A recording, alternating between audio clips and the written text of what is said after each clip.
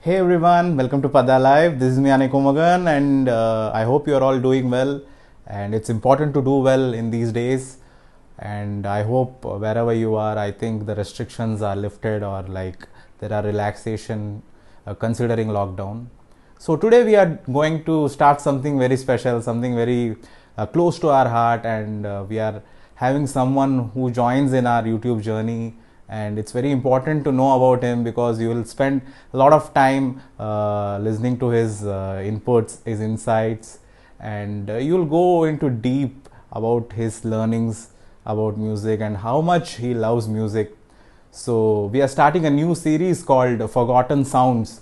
So Forgotten Sounds is actually an alternate name, or say it's a different name for calling the underrated soundtracks, or say the soundtracks which are not appreciated but are gems or gold, are diamond in our memories. And so we are going to talk about a person, and I can't wait to talk about him. His name is none other than my own friend, my dear brother, and I would love to say that he is one of us, and I and him belong to the same category of music listeners, that we are Rahman Sir's fans, A.R.Rahman Sir's fan, and we ourselves call Rahmaniacs, or say we are all Rahman fans. So Rahmanism is prevalent in our conversations, and at the same time we try to talk about other music developments, other music soundtracks, other songs, and other composers works, be it BGM, be it a small snippet from anywhere. So he's a great companion for me. So Karthik Vadapalli has been a great person in shaping up my music knowledge, or say music wisdom as such, like in these 2 to 3 years of knowing him through digital, of course, like through social media. So I have come a long way. I have learned a lot of things from him.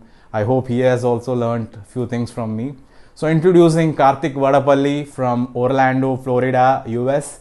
So he's going to join us in our YouTube journey, and he's going to talk about a few soundtracks which he loves and which he feels, and which I also feel that it's kind of forgotten or it's not appreciated enough. So he's going to start his episode right now. So he's going to talk about Anthimanthaarai, and he'll continue to do videos for us. And Forgotten Sounds is the new series name, and we'll keep posted about other series coming forward. So please watch the Forgotten Sounds by none other than Karthik Vadapalli on PARDAAH Live, and please share across all your friends who love music, who love the magic while listening to music. So you love music. Only a perfect, or say only an avid music listener can understand what Karthik is trying to emphasize on, and you love the way he talks because he's a very very soft person. And the reason why I said very very soft person is he's also a VVS Lakshman fan, so he's very very special. So Karthik Vadapalli is very very special for us, for our channel, and for our music culmination as such.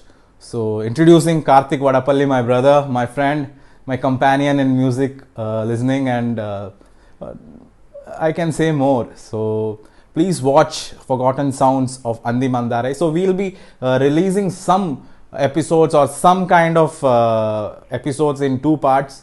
So this episode about Anthimanthaarai will come in two parts, and then we'll try to do one episode, two episodes. It depends on how much content we have.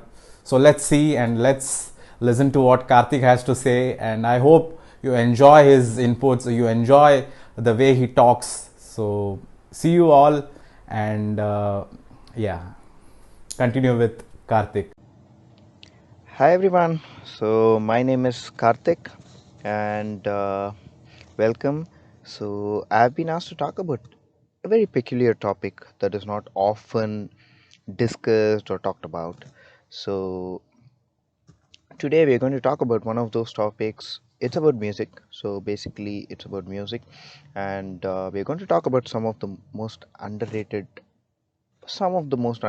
albums or soundtracks that we come across. And yeah, so the word underrated is quite common nowadays, so where people go about saying that this is an underrated movie, an underrated soundtrack, an underrated he's an underrated director, he or she is an underrated actor, actress, and stuff. So, I mean, nowadays people like they're like associating underrated with almost everything. But so the base meaning. So let's start off with the basics. So, I mean, underrated is something that, I mean, quite implied from the word itself. So where you have, for take a movie for an example, and a particular movie getting released at a particular time, but not really getting the due recognition or what it really deserved. So that is when we kind of coin the term underrated and like compare it to that one particular movie or a soundtrack. So today we are going to deal with some of the underrated stuffs about music, and we have chosen a particular composer, and we have tried to like take some of his soundtracks that are underrated and talk about one by one and explaining like why this might have got underrated, why it might have got lost, or why it must have not got forgotten, the reasons obviously which we do not know, but we'll at least try to dissect the soundtrack for giving a better understanding, and for someone who wants to have a particular album in their playlist or stuff. So that's the reason why we have taken this initiative. And to start off, first we are going to talk about the composer. I'm not going to like really go about the composer on and on, but then it's just going to be a small intro. So I mean, everyone loves him. So there's no one guy who tells in this country who tells that, oh no, I haven't really heard of him, or I don't know who he is or stuff. You're not likely to get such answers. So yes, so we're going to talk about Mr. A.R. Rahman and his underrated soundtracks, or I would like to call it soundtracks that kind of got lost in his ever glorious career of 30 years, approximately 30 years and counting. So why pick Mr. Rahman? So the only reason why we chose Mr. Rahman is that, I mean, when you hear about Rahman, you hear all these massive albums, Roja, Bombay, Dil Se, from 90s, and then you have Kadalan, you have like Tal, I mean Lagan, Rang De Basanti, Rockstar. Like I mean, you can just go on and on and on, and suddenly you kind of realize that okay, from if we are to choose Mr. Rahman, are there really any underrated ones that you can name of? Well, they are, but you can name a few songs. You can name a few songs that really got lost, or that really are is not heard as much as it is supposed to be heard because of the other songs like overshadowing a particular song. That kind of happens, that's pretty common. But then for an entire soundtrack to get underrated or to get lost or to get forgotten, that's a big deal. And trust me when I'm saying this, in Mr. Rahman's filmography or discography, if you take it for an example, you're going to have a lot of albums that stay true to the word underrated, and that is the purpose of this video, to just bring out those albums so that someone somewhere might have an interest of listening to a particular album, and like uh, maybe they'll get to know about that album and try to like add it to their playlist. So that's the only reason why we are going to do this. So we're planning to start off from the albums from the 90s, obviously. So from the 90s, and we'll just try to go from there on, which we feel are like underrated or might might have required a few more ears to listen to. And so yeah, so let's start with that. So today we're going to discuss about one album, one such soundtrack that comes under this topic, and let us start. So the album that we have picked for this particular video is a 1996 movie called Anthimanthaarai. Now, I'm quite sure that 80% of the population who are going to like listen or watch this video aren't even gonna like know that such a film exists. Now, I mean, that's kind of a pity. I'll tell you why. It's kind of a bit of an irony to like really tell that. Like, I mean, it's not a movie that was directed by a debut director who's just looking to start a career and then faded off so that the soundtrack got lost. No. I mean, it has some massive names to it, and I'm just gonna tell that in a minute.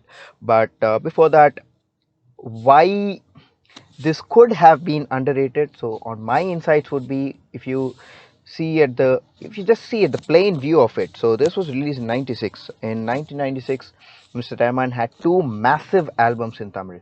So like, I mean, massive. So one was Shankar's magnum opus Indian, and the other was Kadal Desam. Now I need not really go into the songs because everyone know of it, like including the Tamil audience, of course, the Telugu audience, the South Indian audience, the Hindi audience. Everyone knows that because they've been used to listening to the dubbed versions of those songs. Like, so it's not something that we really need to like acknowledge that, oh yeah, that was a massive album. It is. People know that. And then he had a couple of other albums with Prabhudeva which were quite famous. Lovebirds and then Mr. Romeo.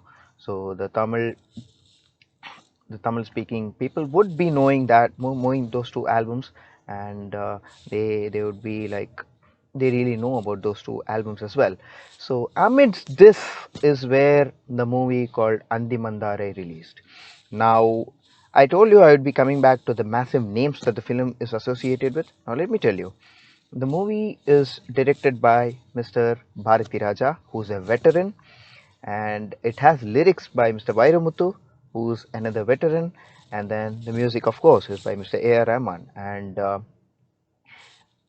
this is where things get a bit tricky. Like, you are wondering, how does such an soundtrack or the movie by itself with such massive names get unnoticed? That's that's quite shocking. Like, to be honest, that's quite shocking. And to add to like really add the burns, I mean, to add the burns to the wound, I'll tell you a bit more. So this movie was awarded the national award for the best movie in Tamil for that particular year. So seems like an icing on the cake, right?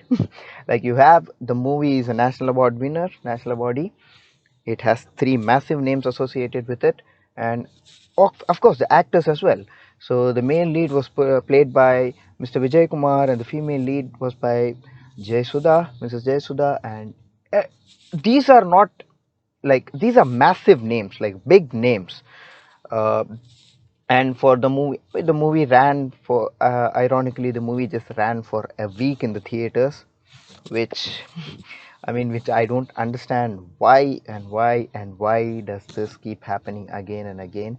And I watched the movie.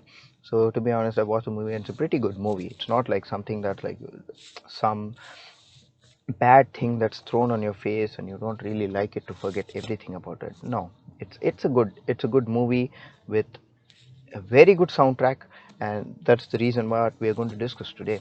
So the soundtrack is what is going to be our main focus. And so this is about the movie, and kind of feel sad when you kind of like look into the actors who have acted in it and the names associated with it. And still, when you hear Anthimanthaarai, someone tell Anthimanthaarai, you're going to be like, oh, does that really exist? And that was that is how basically it is. But what's done is done. So now let's get into the album, into the soundtrack, what the soundtrack offers you and why it is underrated, and maybe you can give a chance to like uh, revisit or visit. If you're a first timer, you visit that, or revisit if you have just listened to it occasionally. So that's what we're going to do now. Now, what I think would be essentially the better thing to do is, now we're going to just dissect the album into three different segments, because that's how the soundtrack basically has it. So it'll be easier for me to explain as well as for you to like to get the core of it. So we are like basically dissecting it into three segments because there are like three songs, two theme musics, and then a couple of music bits. So that's how the album is kind of like, the soundtrack consists of these 7 tracks that are like kind of like segregated, and it would be easy if we go from one segment to the other. And I told you I watched the movie. Now this was because the movie, the situations in the movie, and the way that the songs are placed, and the way that the lyrics are written go on hand, I mean hand in hand with the movie by itself. So I'm going to tell you, like, while like we are like looking into every song, I'll just try to tell you the situation in the movie and why does really that lyrics matter and the music that matters along with it. Else it'll be just like me telling about, okay, this there's this song and then this is what it is what it is. That'll be a couple of minutes of discussion and that's it. So for you to understand and for creating an interest in you to like really go listen to the album wholeheartedly. So music is one thing that you really need to like listen to it or pursue it wholeheartedly, right? So that is the reason why we are going to like really get into the nuances that I got from listening or from watching the movie, from what I really understood. So it's basically perception. So not one thing, not everything I tell might be correct, or not everything I tell might be connected to you. But then this is just what I thought while watching the movie or while listening to its songs. That's it. And I'm not going to go into the technicalities of every song because I don't really I don't like I do not study music. It's just my I mean it's just listening music has been my passion. So that's the only thing. But I am no musical expert or something. But when you listen to an album for about half an hour, you kind of feel something. Okay, this is where I liked about this. This is where I did not. This is what I liked about the album and stuff. So that is what we're just going to be. It's just going to be in pretty layman terms. Nothing. Too technical about it. I am as a layman uh, uh, as you are, so there's nothing that's going to be scary about like I mean octaves and stuff, all those technical musical terms. You're not going to have all that. But so yeah, so let's begin with the soundtrack by itself. So the first thing that we shall discuss is about the songs. So there are 3 songs in the movie. So the first one is Sakiye Needan Tunaye. The second one is Orunal Urupurudum. And the third one is Pullai Tingum. So those are the 3 songs that are associated with the movie. So now let's begin with the first song, like what happens in it, what goes with it, and the lyrics and everything. Let's discuss about that. So the very first song, Sakiye Nidan Tuneye. So this again written by Mr. Vairamuthu and this is sung by Mr. Unni Krishnan. So the South, the South audience are pretty much know Unni Krishnan because they've been listening to most. They must have listened to most of the songs which are like massive hits, and right from his debut, Enna Vale Adi Enna Vale from Kadalan, which everyone knows of, like the majority of the Tamil and Telugu speaking audience would be knowing about the song. And for Telugu, it is O Sakhiya Na Priya Sakhiya Cheijare Na Manase. So that is the Telugu version, and the Tamil is Enna Vale Adi Enna Vale. And both of them were sung by Unni Krishnan. He received the National Award for the Best Playback Singer in his debut itself, composed by none other than Mr. Rahman. And for the Hindi speaking audience, obviously I think Mr.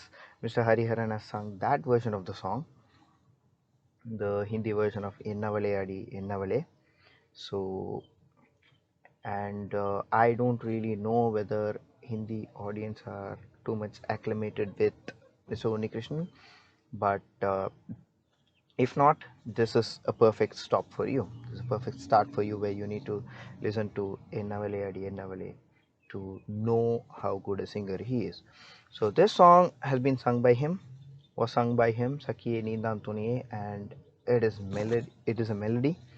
So it's a beautiful melody, a beautiful soothing melody that kind of that does not overcomplicate itself. So goes on par with Carnatic ragas and stuff, but it does not overcomplicate itself by overdoing something that is not supposed to be done, be it singing or the composition by itself, the orchestration, everything is so mellow and toned down to the situation of the song. So this song comes in a very tricky situation, a very tricky situation wherein the protagonist, Mr. Vijay Kumar, is trying to express his love to Ms. Jayasudha, but then he is not able to, or that does not get succeeded because of the everlasting caste and religious issues in the country. So though they're very sensitive lyrics, the lyrics are really uh, it makes you they're so deep that it makes you understand every nuance of it. So I would like to share one particular, like a few lines of what the song meant. So right after your prelude and your first stanza, you're going to have a lines that say, பூமிக்கு நீரிடம் பேதங்கள் இல்லை, பூவுக்கும் காற்றுக்கும் வாதங்கள் இல்லை, நான்கு கண்கள் கலந்த பின்னாலே நால்வகை வேதங்கள் தடுப்பதும் இல்லை. The meaning of this is so deep that the first line it says, பூமிக்கு நீரிடம் பேதங்கள் இல்லை. There is no difference the between earth and water. The earth and water, they do not see differences within each other because both of them are to be, both of them need each other for survival. And second, similarly, second line, பூவுக்கும் காற்றுக்கும் வாதங்கள் இல்லை. There are no arguments between the air that we breathe and the flowers that, so basically it's like a conversation between like the, so Vijay Kumar is telling Mrs. Jayasudha that, look, there is no difference between the water and the earth, or the soil does not see differences within each other. Similarly, a flower and the air does not see differences within each other. Then nalgu kangal kalanda pinnale, four eyes when they meet each other, which is two pairs of eyes when they meet each other, nalvagai vedangal tadupadum illai. When eyes meet, or when your souls meet with each other, there is nothing even the great Vedas can do. So such deep meaning about love that tells that there are no differences, there is no religious, caste, or any barriers that humans have created with love. It's just two souls meeting each other. So the entire song is based on one's feeling expressing to the other, and it's montages, so that's why you just have one singer, one voice throughout, and it's not like a typical like duet melody or so. It's just a single singer's melody, and it's sung so beautifully. So when I tell it's sung so beautifully, I mean to say that even the high pitch, whenever Unnikrishnan's voice reaches a high point, even that high point stays mellow. So everything is just down on par and it does not overdo itself. So definitely one of my favorites, or to be frank, the most favorite of my mine from the soundtrack would be Saki Nidantune. And you're gonna have these lovely flute interludes. So one thing, Rahman and flute go on par with each other. It is they tell, right? So there's something, these two pairs are kind of like made in heaven and stuff. So like that, matching of Rahman and flute, the combination is kind of made in heaven. It's so surreal and it's so divine that you just drench into it. So that's why I tell you, these are some of those underrated soundtracks that you should be listening, or you should experience, or you'll be definitely missing something like in it. So yeah, so this is one of those soundtracks that really like matters in the movie, because the whole lyrical value is subjected to the plot line of the movie, and that's very well written, it's very well sung and beautifully composed. And so this is one of my go-to songs whenever like I want to listen something like very calm, very something mellowed down, something that does not overdo itself, and where you just You just have to be where you just want to be in a zone of yourselves with silence around, and then you just want to be everything to be soft. Then this is one of your go-to songs for sure.